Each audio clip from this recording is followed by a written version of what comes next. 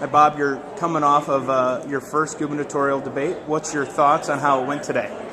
Well, I thought it went really well. Matter of fact, the Sioux City panelists, the panelists that were there, they did a great job in regards to handling the debate. I thought there was some good interaction. I thought it was fairly lively at times. The 1 hour went really fast. You were a little more aggressive in coming after Governor Branstad. Is it just the natural progression of a campaign where it's time to maybe start drawing those sharp differences between you and your opponents? Well, I think it's part of being honest with the people of Iowa. We're going to talk about our records, and as you'd hear, he would talk about rhetoric versus results. Well, it's not just talking about half of the results. We need to talk about the other half of the results. And probably the one that got me the most is when he started talking about Culver wants to gamble our way to prosperity, and he really hit Culver for expanding gambling.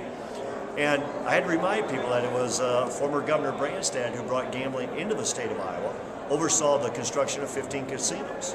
So he says that Iowans have enough gambling, and thinks that Iowans, appreciate or are fine with the level of gambling that we have. What say Bob Vander? Do we have enough? Do we need to reduce it? And if so, how do we do that? Well, one is I think we have too much gambling. So one is I'm not in favor of the expansion of gambling.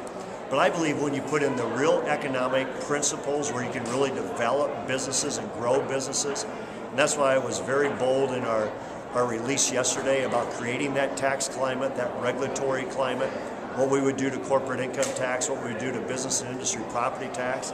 That's how we grow and develop business. That's long, sustainable business and industry.